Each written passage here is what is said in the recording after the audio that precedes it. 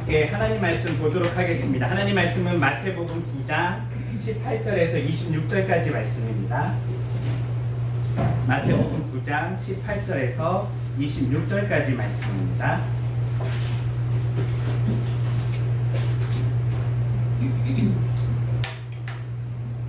저와 함께 교독하며 읽도록 하겠습니다.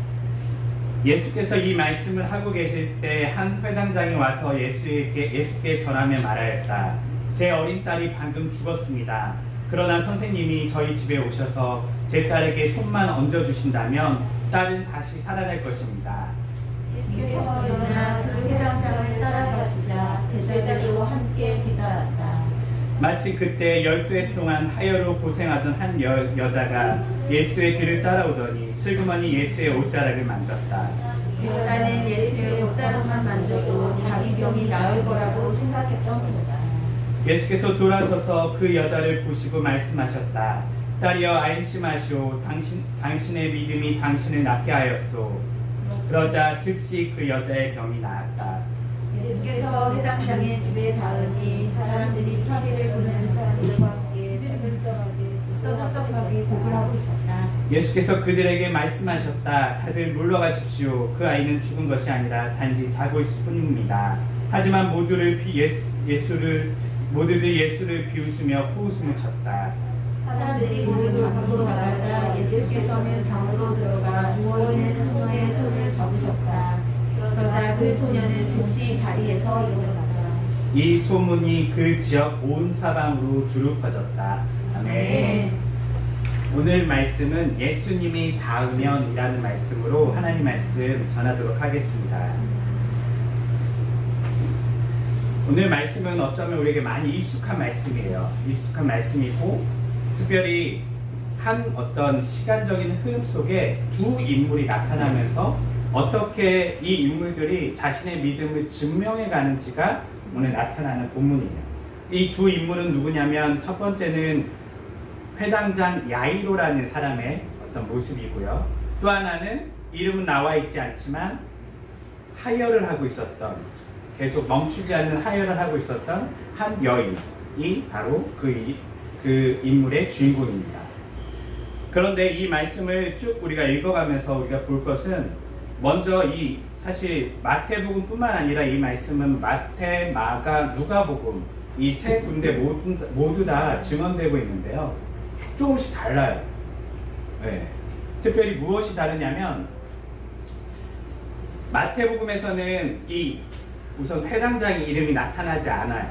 나타나지 않고 그 다음에 뭐라고 얘기하냐면 딸이 방금 죽었다라고 얘기하고 있어요. 근데 마가복음에 가면 어떻게 증언되고 있냐면 이 회당장의 이름이 야이로라고 증언되고 있고요. 그리고 딸이 아직 죽지 않았어요.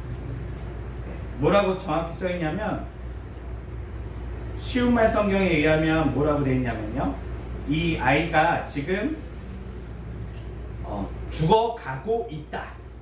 죽게 되었다라고 얘기하고 있어요. 정확하게는 죽게 되었다라고 이렇게 기술되어 있어요. 누가복음 8장 41절에서 42절에 보면 또한 이거를 뭐라고 표현하냐면 이 아이가 아까는 죽게 되었다고요. 누가복음에서는 죽어가고 있다라고 되어 있어요. 본문이 지금 어떻게 보면 충돌하는 거예요. 그래서 어떤 사람들은 이 말씀들을 보면서 약간 역시 성경은 조금 흔히 진리라고 볼 수 없고 허구적인 거 아니냐.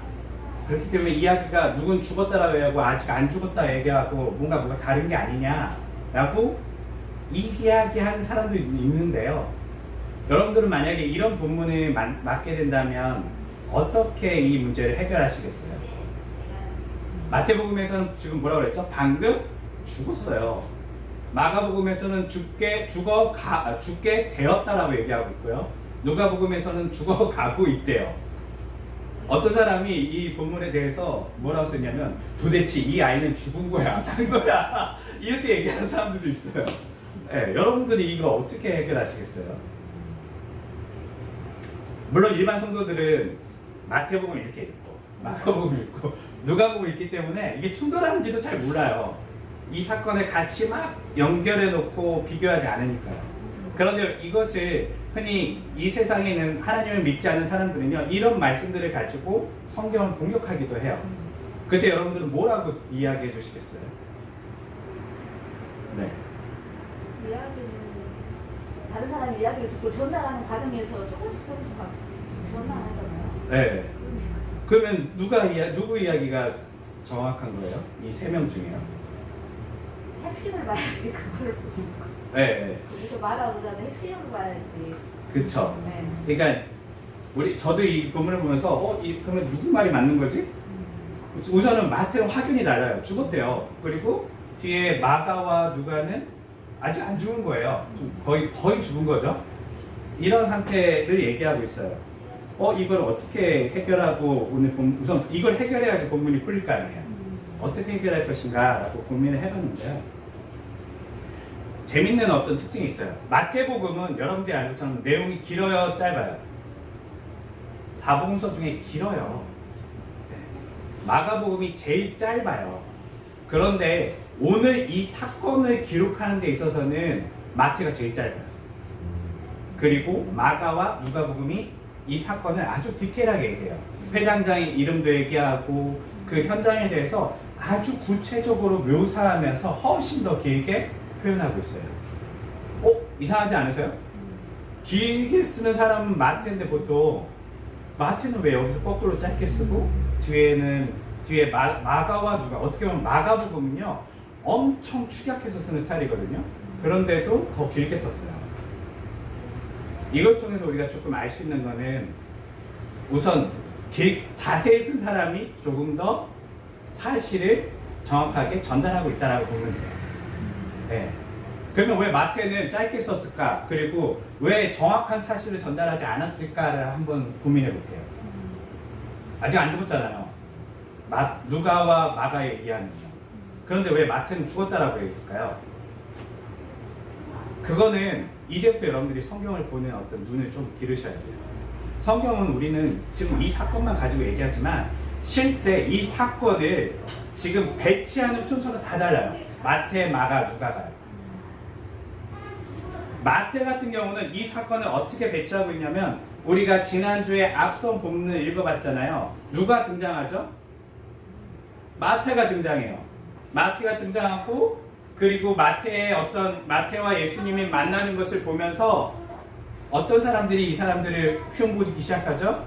바리새인들이 흉보기 시작해요. 지금 마태가 이걸 어떻게 지금 구성하고 있냐면요. 두 부류의 사람들을 대조시키면서 구성하는 거예요. 무슨 말이냐면 당시에 믿음이 있다, 당시에 거룩하다 하는 사람들은 예수님이 누구신지 알 수 없고 또한 믿음이 전혀 없는 사람들이라는 것을 마태는 지금 바리새인들의 모습을 통해서 이야기하고 있고요. 오히려 그들이 죄인이고 그들이 만나기 꺼려했던 세리 마태나 아니면 마태의 친구들이나 이런 사람들은 예수님을 저녁 식사에 초대하고 뿐만 아니라 오늘 말씀해 보니까 회당장도 지금 예수님께 다급히 찾아와서 예수님께 도움을 요청하죠. 그리고 심지어는 뭐라고 하냐면 마태복음 같은 경우는 죽었습니다. 주님이 손만 얹어주시면 손만 잡아주시면 주님 살 것 같습니다 라고 고백하는 모습이 나타나요. 앞선 어떤 본문에서도 죽은 사람이 예수님이 손만 얹으면 살 거라는 믿음을 가진 사람이 없어요. 그런데 지금 마태는 그렇게 구성하는 거예요. 지금 이 회당장은 엄청난 믿음을 가졌는데 죽은 사람조차도 예수님이 손만 잡으면 살 것이라는 믿음을 갖고 왔다 라면서 이 회당장의 믿음을 칭찬하고 있고요.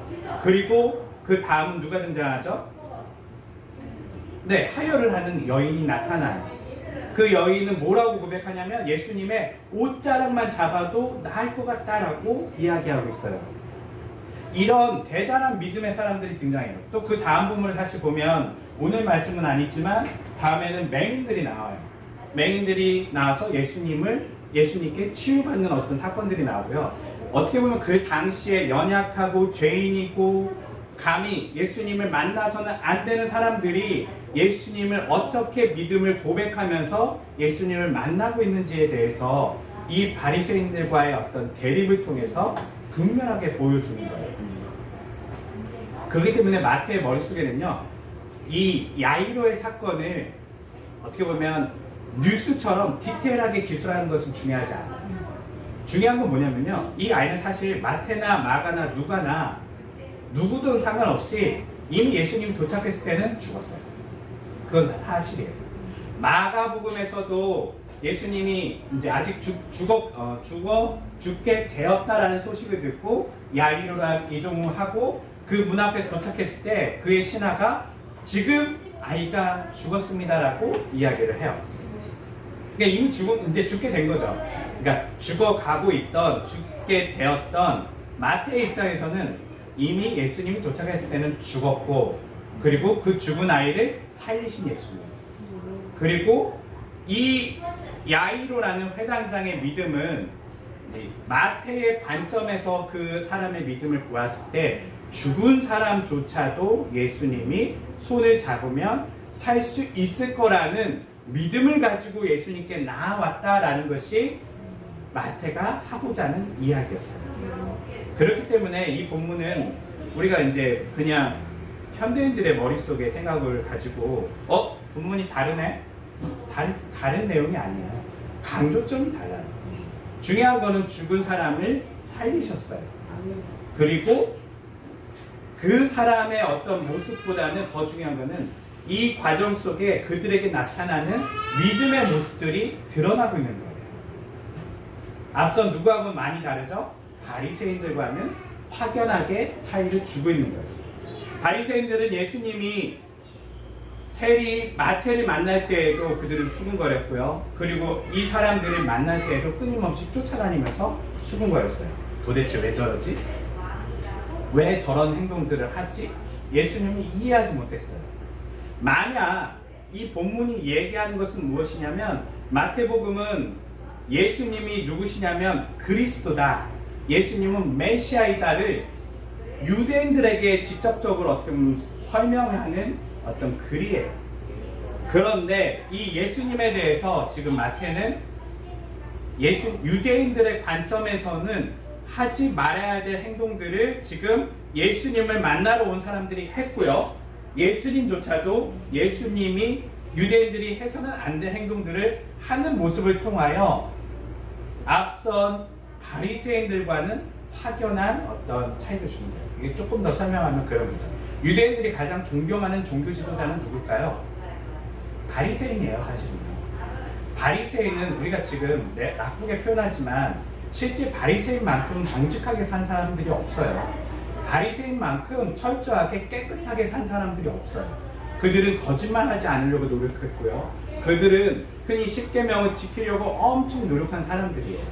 그런데 지금 마태는 그런 사람들이 구원을 얻는 것이 아니라 누가 지금 구원을 얻고 있다는 거죠? 예수님께 나아오는 사람들이 구원을 얻고 있다라고 얘기하는 거죠. 그러면서 예수님을 만나면 우리가 종교적으로 바리새인을 닮아서 구원을 얻을 수 없고, 예수님을 여러분들이 찾아가서 예수님의 옷자락을 잡던, 예수님의 손을 만지던, 그렇게만 된다면 여러분들은 구원을 얻을 수 있다라고 증언하는 것이죠. 이런 어떤 관점에서 우리는 이 본문들을 풀어가야 돼요. 마태는 이런 생각을 가지고 있는 거예요. 자, 그 다음 이제 우리가 말씀을 조금 더 나아가도록 할게요. 그래서 이 본문 전체는 크게는 두 개의 주제가 흘러가요.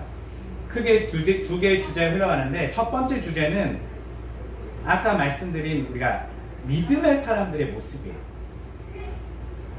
첫 번째 사람은 누구였죠? 지난주에 말한 마태예요. 마태가 예수님을 만나고 예수님을 집에 초청하는 모습을 통하여 그가 어떻게 믿음을 보이는지를 보여주고 있어요. 그리고 두 번째는 우리가 본 것처럼 회당장의 모습이죠. 회당장 야이로가 자기 딸이 죽어가는 것을 알고 급하게 예수님께 나와 예수님이 손만 얹는다면 우리 딸이 살 수 있을 거라고 저는 믿습니다라고 고백하는 모습이죠. 그리고 우리가 아는 세 번째 인물은 누구죠?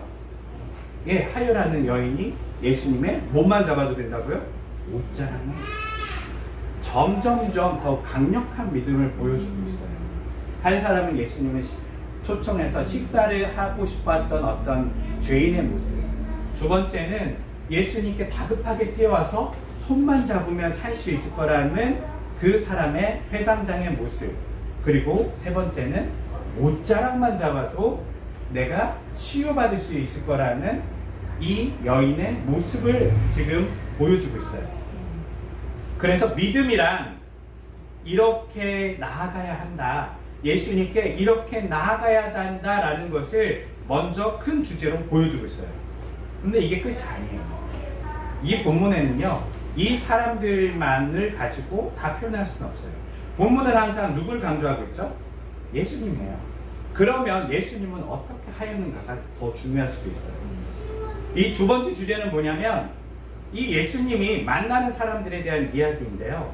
아까 우리 지난주 말한 것처럼 예수님이 마태라는 사람을 만났다는 거예요. 마태는 누구라고 얘기했죠? 세리였어요. 세리라는 것은 말 그대로 당시 어떤 식민 정부의 관료예요. 그 사람이 직장에 가면 누가 있어요? 항상 로마인들이 있어요. 로마인들과 직장 동료를 같이 하면서 살던 사람이에요. 로마인들이 먹는 걸 먹고 로마인들처럼 행하면서 그들과 친구가 돼서 살아가는 모습이 세리의 모습이죠. 그런데 율법에 의하면 이방인들은 부정합니까? 거룩합니까? 부정해요. 왜 부정하냐고 물은다면 이방인들은 말 그대로 율법을 지키지 않았기 때문에 부정해요. 그들이 먹는 것은 먹으라는 것을 먹는 것이 아니라 그들은 말 그대로 뭐 돼지고기라든지 어떤 부정한 음식들, 그런 것들을 먹었다라고 생각했어요. 제사 드린 음식이라든지 이런 걸 먹었기 때문에 그들은 부정해. 그렇기 때문에 그들을 만나는 것으로도 같이 부정해져요. 이 부정은 마치 전염병처럼요, 옮아가는 거예요. 접촉만 하면 부정해져요. 그런데 이 부정한 사람은 누가 만났다고요? 예수님이 만났어요. 그리고 이 만남을 통하여 그 부정한 사람이 누가 되게 되죠? 제자가 돼요. 그리고 그가 사도가 돼요. 그가 예수님을 따르게 돼요. 이게 우리가 지난주에 본 모습이에요. 오늘 우리가 본문에서 본 것은 야이로라는 어떤 회당장이 지금 자기 딸이 죽어가고 있다고 얘기했어요. 그리고 회당장과 함께 그 길을 가고 있는데, 가고 있다가 누가와 마가복음에 의하면 신하가 나와서 죽었습니다라고 얘기를 해요. 그러면 죽었습니다라고 하면 그 집에 들어가야 돼요, 말아야 돼요? 원래는 들어가면 안 돼요. 율법에 의하면 죽은 것을 만지거나 접촉하는 것은 부정하게 돼요. 민수기에 보면 이렇게 써있어요. 민수기 19장 11절에서 12절의 말씀에 보면 주검을 만진 사람은 누구든지 이래 동안 부정하다. 그 사람은 사흘째 되는 날과 일흘째 되는 날에 암송아지를 불에 태우고 남은 죄를 탄 물로 자기를 정결하게 해야 된다. 그래야 깨끗해질 수 있다.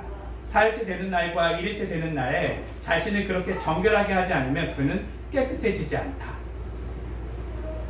그리고 민수기 5장 1절에서 2절에 뭐라고 써있냐면 주께서 모세에게 말씀하셨다. 너는 이스라엘 백성에게 명하여 악성 피부병 환자와 몸에 피와 고름이 흘러나오는 사람, 시체를 만져서 부정탄 사람은 진영에서 내보내게 하여라. 지금 누굴 얘기하고 있냐면 죽은 시체를 만지거나 아니면 몸에서 피나 고름이 흘러나오는 사람은 진영에서 내보내래요. 그 정도로 부정한 거예요. 이스라엘 공동체에서 내보내라는 거예요. 그 정도로 지금 강력하게 부정하다는 것을 이야기하셨어요. 레위기 15장 25절에서 27절에 보면 어떤 여자가 월경을 할 때에도 아닌데 오랫동안 피를 흘릴 경우, 또 월경의 기간이 지났음에도 피가 흐를 경우 그 여자는 월경을 하는 동안 부정한 것과 마찬가지로 역시 부정하다. 하혈하는 동안엔 그 여자가 누운 자리뿐만 아니라 앉은 자리에도 월경을 할 때와 마찬가지로 부정하다. 그 여자가 누운 자리나 앉은 자리에 닿은 사람도 부정하다. 네. 지금 바리새인들은요, 머릿속에 이거 다 알고 있어요. 머릿속에 다 알고 있어요. 부정한데. 그런데 예수님이요, 부정한 사람과 식사하시고요. 예수님이요, 이 부정한 시체를 만지신 거예요. 그리고 오늘 말씀해 보니까 이 하혈한 여인도 엄청나게 부정한 거예요. 그가 앉은 자리에도 접촉만 돼도 부정하대요. 그 정도로 그냥 직접적인 접촉이 아니라 그가 앉은 자리, 그가 어떤 물건을 만진 것도 만지면 부정해진대요. 그가 뭘 만졌죠? 예수님의 옷자락을 만졌어요. 말씀해 보면 그가 옷자락을 만진 후에 깜짝 놀래요. 깜짝 놀라면서 우와! 자기의 몸이 변한 걸 느꼈어요. 그런데 예수님이 누구냐? 하고 물어보니까 두려워해요. 왜 두려워했을까요? 원래 기적이 일어나면 좋아해야 되잖아요. 왜 두려워했을까요? 지금 이 여인은요, 위험한 일을 한 거예요. 우리로 치면 그런 거죠. 코로나에 걸린 사람이요, 자기가 양성인 걸 알면서 누구를 가서 같이 어떻게 그 사람을 만지고 하면 똑같은 거예요. 본인은 알아요. 내가 부정한지. 그러나 만지면 안 되잖아요. 만지면 이 사람 위험해질 수 있잖아요. 그런데 그 사람을 만진 거예요. 누굴 만졌다고요? 예수님을 만졌어요. 예수님의 옷자락을. 이거 지금 그가 만진 거를 알게 되면요, 그 여자만 혼나는 게 아니라 지금 공동체 밖으로 예수님까지 내보내줘요. 못 들어와요. 남에게 엄청난 피해를 주는 사건이에요. 그래서 여자는 두려워하죠. 그런데 이 본문에 보니까요, 이 부정한 사람들이 예수님을 만나고 나서 어떤 일이 일어나냐면요, 마태는 제자가 되었고요, 그가 부정한 것을 끊고 거룩한 사람이 되었어요. 예수님을 따라가는 사람이 되었고, 그가 인생을 예수님의 복음을 위해 인생 모든 것을 던진 사람이 되었어요. 완전히 거룩한 사람이 된 것이죠. 정결한 사람이 된 것이죠. 그리고 이 부정한 시체에 이 죽은 아이의 몸에 예수님이 닿았을 때, 예수님이 부정해져야 되는데 어떤 일이 일어나죠? 시체가 살아나요. 죽은 사람이 살아나요. 그러면 예수님이 부정한 겁니까? 아니면 시체가 거룩해진 겁니까? 다른 말로 하면 부정이 지금, 거룩이 부정을 이긴 거예요. 원래는 부정한 사람이 닿으면 거룩한 것도 다 부정해줘야 돼요. 그런데 부정한 것이 거룩한 것이 닿았을 때, 예수님의 거룩은 우리가 생각하는 바리새인들의 그 거룩과는 차원이 다르기 때문에, 바리새인들은 부정한 것을 만지면 본인도 부정해서 피하지만 예수님의 거룩은 그렇지 않았어요. 부정한 것이 예수님께 나았을 때는요, 그 사람이 오히려 거룩해져요. 이 본문은 그렇게 이야기해 줍니다. 그래서 그 아이가 살아났고요. 그리고 이 여인도 옷자락을 만졌을 때 예수님의 그 옷이 부정해진 것이 아니라요, 그 여인이 깨끗함을 잊게 되죠. 그래서 우리는 이 사건을 기적으로만 보는 게 아니에요. 바리새인들은요, 지금 이 사건은요, 기적이 일어난 날로 보는 게 아니에요. 부정한데 무슨 일이지? 이게 뭔 일이 일어난 거지? 지금 굉장히 혼란에 빠진 거예요. 그래서 우리는 본문을 이 관점으로 다시 봐야 돼요. 우리의 어떤 이 땅에 사는 우리 그리스도인들의 모습에는 이 사건을 예수님의 능력, 기적, 그렇게 보는데요. 사실 이 본문은요, 누가 썼다고 그랬죠? 마태가 썼어요. 유대인들에게요.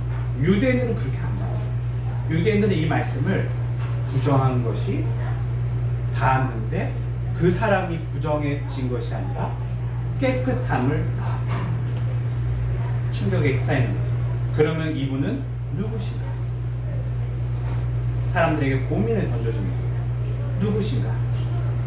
예수님은 누구시라는 걸 증언하고 있는 것이죠. 예수님은, 그분은 말 그대로 거룩한데, 거룩한 수준이 일반적인 사람이 아닌 하나님이라는 거예요. 하나님만이 부정한 것을 깨끗하게 하실 수 있죠. 하나님만이 더러운 것을 깨끗게 하실 수 있고, 하나님만이 죽음에서 생명으로 이끌 수 있는 거거든요. 사람들이 이제 막 유대인들이 이 본문을 보면서 예수님이 우리와는 다르고, 심지어는 이 바리새인들과도 차원이 다른 분이시구나라는 것을 알게 되는 거예요. 이것을 우리의 삶에 좀 적용해 본다면, 우리는 사실 전도할 때 그런 거 많이 경험해 보지 않으셨어요? 전도할 때 어떤 사람에게 예수님 믿으세요, 교회 나와보세요라고 하면 물론 되게 싫어하는 사람들도 있지만 마음이 좋은 사람 같은 분들은요 뭐라고 얘기하냐면 아이, 저 같은 사람이 무슨 교회 나갑니까? 저 조금 더 제가 제 삶을 반성하고 제가 좀 더 나아지면 그때 교회 나가겠습니다. 제가 지금 교회 가면 제가 지금 예수님 믿으면 교회도 해가 되고 사람들한테 손가락질 받고 좋지 않아요. 제가 좀 제 삶을 정리한 후에 다시금 예수님 믿겠습니다라고 말한 사람 있어요, 없어요? 있어요. 저도 많이 만났어요. 그게 아니라는 거예요. 부정한 사람일수록 지금 누굴 만나야 되냐면요, 예수님 만나야 돼요. 지금 예수님을 만나면 그가 깨끗해질 수 있어요. 깨끗해져서 예수님을 만날 수 없어요. 자신이 깨끗하다고 생각했던 바리새인들은요 예수님 눈앞에 있는데도 못 믿었어요. 네, 왜냐하면 그들은 예수님을 통해서 자신이 거룩함을 입을 수 있다는 것을 생각하지도 않았어요. 왜냐하면 자신이 부정하지 않기 때문에. 내가 왜 예수님이 필요해? 예수님은 나에게 필요 없는데. 나는 정상이야. 나는 온전해. 부정한 쟤네들이 문제지. 그리고 쟤네들하고 같이 어울리는 예수님도 부정해질 거야 라고 생각하고 있는 거예요. 아니에요. 부정한 사람들에게 예수님이 필요하다는 것을 우리가 지난주에 얘기 들었어요. 병자에게 의사가 필요하고요. 그리고 예수님은 그런 사람들을 고치러 왔다라고 이야기하고 있어요. 마태는 그것을 통해서 인생이 바뀌었잖아요. 지금 우리들에게 동일한 또 메시지를 주는 거예요. 예수님께 나오라는 것이죠. 너가 지금 주님 저는 죄인입니다. 주님께 뭐라고 기도해야 될지도 모르겠어요. 우리는 죄를 지으면요 습성적으로 숨으려고 해요. 예수님을 안 보려고 해요. 죄의 특징 중에 하나가 뭐냐면 죄를 지을 때에 사실 하나님은 계시나요 안 계시나요? 늘 계세요. 네. 늘 우리를 보고 계시고 우리와 함께 하신다는 것을 우리는 머리로 알아요. 그런데 여러분들이 잘 한번 생각해 보세요. 제가 여러분들은 모르니까요. 여러분들이 죄라는 개념을 가지고 어떤 범죄를 저지를 때 나쁜 심한 거가 아니더라도 뭐 거짓말 하나라도 뭔가 하려고 할 때에 머릿속에 누굴 지워야 되죠? 이걸 지워야 돼요. 예수 하나님을 모르시도록 아니면 최소한 내가 그에게서 얼굴을 돌이켜서 하나님을 보지 않아야 돼요. 그래야 좀 떳떳하게 죄를 지을 수 있어요. 물론 이렇게 짓고도 늘 뒤통수가 불편해요. 뭔가 불편해요. 그래서 우리는 하나님의 사람들이기 때문에 주님 잘못했습니다라고 회개하지만 죄를 짓는다는 것은요 예수님 하나님으로부터 거룩한 하나님으로부터요 우리는 본능적으로 피하는 모습이 아담 때부터 늘 있었어요. 그런데 구원은 어떻게 일어나냐면요 피할 때 일어나는 게 아니에요. 네. 아픈 사람은 빨리 의사에게 가야 돼요. 주님 내가 죄를 지었습니다. 빨리 주님께 돌이켜야 돼요. 이거를 성경은 회개라고 얘기해요. 네. 지금 여기에 나오는 사람들의 모습은 믿음의 모습이기도 하지만요 이 사람들은요 자신의 연약함과 자신의 필요함을 알고 예수님께 빨리 찾아간 거예요. 그 사람들은 다 치료받고 구원을 얻는 것이죠. 정결함을 얻는 것이죠. 오늘날 많은 그리스도인들이 예수님을 믿는다고 하지만 어려운 일이 닥쳤을 때 빨리 예수님께 가지 않아요. 어떻게든 내 스스로 이것을 해보려고 해요. 맞아요. 우리는 내가 할 수 있으면 그렇게 해야 된다고 늘 배웠어요. 하지만요 믿음의 사람들은요 좀 달라야 돼요. 여러분들의 연약하심을 드러내셔야 돼요. 나는 주님 사실 이거 내 힘으로 해보고 싶지만 솔직히 내 힘은 다 권한 밖이에요. 주님이 도와주셔야 돼요. 아주 작은 문제부터 큰 문제까지 하나님께 주님 나는 부족하고 부정하고 연약한 사람입니다. 예수님 도와주세요 라고 예수님의 옷자락을 잡아야 되고요. 주님 이 어려운 가운데 제 손 한 번만 잡아주신다면 제가 살 것 같습니다 라고 고백하셔야 돼요. 그런데 많은 사람들이 오히려 어려움을 당할 때나 죄 가운데 있을 때 숨어버린다는 것이죠. 어려움을 당한 사람들이 신앙생활을 멈춰요. 목사로서 보면 되게 안타까워요. 흔히 그들이 뭐라면 시험에 들었대요. 상처 입었대요. 마음의 상처를 입으면 뭐 해야 되죠? 교회를 떠나셔야 되나요? 신앙에서 떠나셔야 되나요? 아니요. 마음의 상처를 입으셨으면 빨리 예수님께 가셔야 돼요. 목사한테 오시지 마시고요. 아, 네. 네. 저는 상처를 주는 사람이지 여러분들을 치유해 주는 사람이 아니에요. 저는 소개해 줄 뿐이에요. 빨리 예수님께 가셔야 돼요. 네. 저 병원이 최고로 잘 들어요. 저한테 오시지 마시고요. 아, 네. 예수님께 가셔야 돼요. 그런데 많은 사람들이 진짜 안타까워요. 교회에서 도대체 우리가 신앙에서 떠나는 사람들이 왜 떠나시나요? 다 상처 입어서예요. 다 마음에 어떤 장애를 입어서고, 다 어디가 불편해서고, 때로는 어떤 죄를 심하게 저지르고 창피해서 교회를 떠나요. 신앙에서 벗어나요. 오늘 본문은 그러지 말라는 거예요. 오늘 그럴수록 너는 예수님께 나와야 된다. 그럴수록 예수님의 손을 잡아야 된다라고 지금 마태는 우리에게 질문하고 있는 것이죠. 다시 한번 이 말씀을 마지막으로 정리할게요. 마태는 두 가지의 사람을 지금 대립해서 보여준다고 했어요. 바리새인들처럼 예수님이 없이 살아가려고 하는 사람. 나는 거룩해. 나는 괜찮아. 최소한 쟤보다는 내가 훨씬 나은 사람이야 라고 생각한 사람에게는 구원이 일어날 수 없어요. 심지어는 앞에서 기적이 일어나고 예수님이 코앞에서 말씀하시는데도 그들은 하나님을 만날 수가 없어요. 누가 하나님을 만나죠? 네, 예수님께 나아오는 사람. 예수님 내 저녁 식사에 한 분만 오셔서 저와 같이 식사해 주세요. 예수님을 초청하는 사람이고요.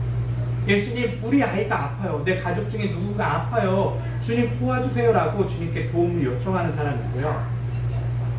그리고 주님, 저는 말 못할 어떤 부끄러운 병이 있어요. 그래서 예수님, 당당하게 주님께 나아가기도 어렵지만 주님의 옷자락이라도 잡고 싶어요 라고 말하는 사람이 구원을 얻는 거예요. 사랑하는 성도 여러분, 오늘 본문의 주제를 저는 말씀을 이렇게 정했어요. 예수님을 닮는 것. 우리의 신앙은 이렇게 가셔야 돼요. 예수님을 닮으셔야 돼요. 기독교의 핵심 진리는요, 여러분들이 되게 어떤 많은 지식과 많은 교양을 쌓고 바리새인처럼 되는 게 아니에요. 여러분들이 믿음이 더해지면 더해질수록 위대한 믿음의 사람이 오늘 이 사람들을 닮아가는 거예요. 주님 도와주세요. 이 사람이 위대하겠지. 주님 도와주세요라고 예수님께 나아가는 이 회당장이 위대하대요. 주님, 전 부끄러워서 주님의 옷자락만 잡을게요 라고 하는 그 여인의 믿음이 위대하대요. 그러면서 우리들에게 이 믿음을 너희가 본받으라라고 지금 마태는 이야기하는 거예요. 사랑하는 성도 여러분, 예수님께 나아가야지만 정결해지고요. 예수님께 나아가야만 거룩해지고요. 예수님께 나아가는 자만이 치유함을 얻어서 온전해질 수 있어요. 마태가 전하고 있는 단순한 진리, 그것은 예수님께 나아가자, 예수님을 만나자, 예수님의 손을 잡아라, 예수님의 옷자락이라도 잡아라. 이것이 마태가 전하고 있는 아주 단순한 진리예요.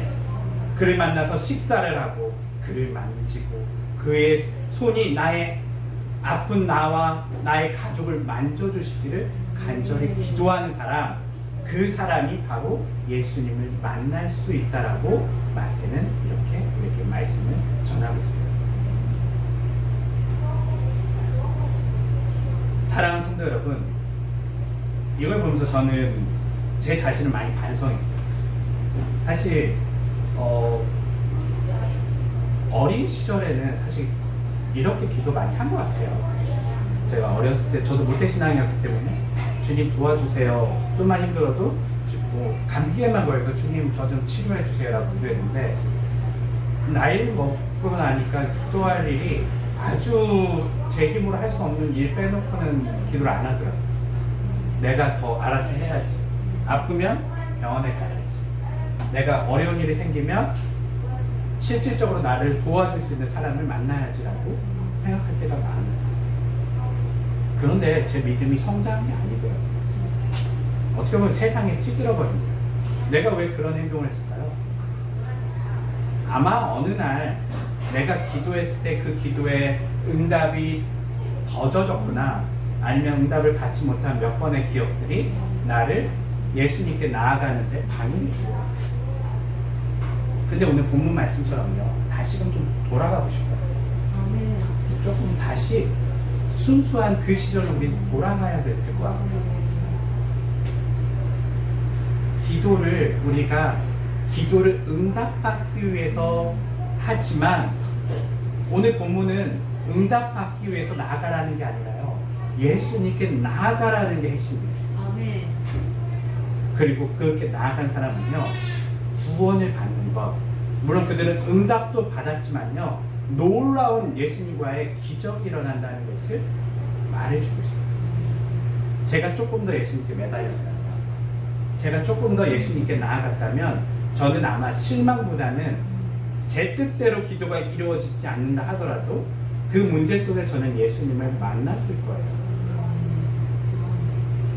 우리도 아마 여기 계신 분들도 다 신앙생활을 오래 하셨던 분들이라면 마음속에 그 실망감이 있을 거예요. 예수님이 내 기도에 들어주지 않았었던 어떤 실망감. 맞아요. 굉장히 힘든 일이죠. 슬픈 일이죠. 그것 때문에 우리는 기도를 더디하게 돼요. 기도를 최소한 정말 내가 알아서 하려고 해요. 기도하지 않고. 왜냐면 예수님이 그거 안 들어줄 것 같다는 생각이 있기 때문이죠. 근데 그걸 좀 내려놓고요, 그 문제를 들어주시든 안 들어주시든 내가 이 시간 이 문제를 가지고 예수님께 나아가야 되겠다라는 마음을 우리가 조금 더 가졌으면 좋을 것 같아요. 새해 저는 계속 원래 저희 본문이 출애굽기를 하고 있었는데요, 지금 1월에 계속 예수님에 대해서 우리가 얘기하는 것은 우리가 다시 한번 우리의 신앙을 재조정했으면 좋겠어요. 오래 신앙했다고 해서 성장한 건 아니에요. 성장하는 것은요, 예수님을 너무너무 필요로 해서 예수님을 온전히 따랐던 제자들과 사도들처럼 우리가 거기까지 나아가는 게 성장하는 거예요. 아멘. 우리의 신앙을 다시금 재조정을 해봅시다. 예수님께 나아갈 때 잘 어려우시면요, 어렸을 때 예수님을 처음 만났을 때 그 기억들을 다시금 잡아보시면서 내가 그때의 믿음은 어땠었지? 이 세상을 살면서 찌들었던 나의 지금 모습이 아니, 내가 그 순수한 마음으로 예수님께 어떻게 나아갔었지? 이런 것들을 우리가 조금 더 기억하시면서 예수님께 기도하고 나아가시면 좋을 것 같아요. 제가 어렸을 때 진짜 순수했어요. 저는 이제 초등학교 때 기억이 나요. 우리 어렸을 때는, 지금 저희 아이들 키울 때는 약을 먹일 때 그 물약을 주잖아요. 달달하게. 그래서 약 잘 먹어요. 막 달콤하니까요. 저희 어렸을 때는 물약이 없었어요. 가루약으로 줬어요. 가루약을 주면 엄마가 숟가락에다가 가루약을 타고 이렇게 물을 이렇게 하고 익혀서 줘요. 엄청 써요. 애가 이걸 먹으면 먹겠어요? 토하겠어요? 다 뱉죠. 아마 여기 어른들은 기억하실 거예요. 아이들은 뱉어요. 그러면 어떻게 될까요? 아이고 썼구나, 아이고 괜찮아, 또 줄게, 부모님이 이렇게 얘기하시나요? 등짝을 후려갈 거예요. 막아! 뱉어해! 막 입을 틀어막고 막.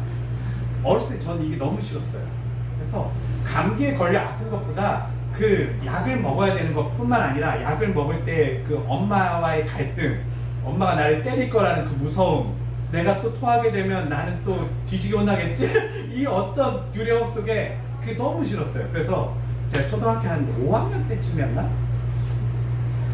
감기에 걸렸는데 약간 감기 오는 증상이 있잖아요. 너무 무섭더라고요. 너무 무서워갖고 하나님께 기도했어요. 하나님, 저 정말 맞기 싫어요. 저 약 먹기 싫어요. 너무 써요. 주님, 저 이거 좀 치료해 주세요. 주님이 제 감기만 좀 치료해 주시면 정말 전 너무 행복할 것 같아요 라고 주님께 나아갔어요. 그리고 어떤 일이 일어났을까요? 아, 진짜 거짓말같이 씻은 듯이 바로 나왔어요. 네. 네, 이게 제가 원래 저는 되게 이성주의자라서 이런 얘기 하는 걸 별로 안 좋아하지만 씻은 듯이 났어요. 전 그 기억이 나요. 아멘. 야, 그러고 나서 나중에 제가 조금 더 커서 중학교 때만 하더라도, 야, 내가 참 순수했구나. 감기가 좀 하나님께 기도하자. 그런데 하나님은 바로 이런 순수한 기도를 들으세요. 아멘. 단순하잖아요. 주님 정말 저는 믿었거든요. 주님이 나를 만져만 주신다면 저는 치유를 받을 것 같아요 라는 진짜 그 마음으로 예수님께 나아갔거든요. 그때 하나님의 그 기적을 베푸시고 치유해 주시는 역사를 경험하게 되죠. 우리 삶 속에 다시 이 순상을 좀 발견하셨으면 좋을 것 같아요. 여러분들이 지금 다 컸지만 여러분 영혼이란 시간 속에 여러분들 다 갓난아이와 같으세요. 우리는 지금 나이를 먹은 게 그냥 육체적으로 여기서 고생해서 이렇게 산 거지 마음은 영혼은 아직 어린아이와 같은 영혼이거든요. 다시금 그 순수함으로 돌이키세요. 그럴 때 다시금 우리가 예수님과의 어떤 따뜻한 그 순수함으로 돌아갈 수 있는 그런 새해가 되면 참 좋을 것 같아요. 네, 기도하겠습니다.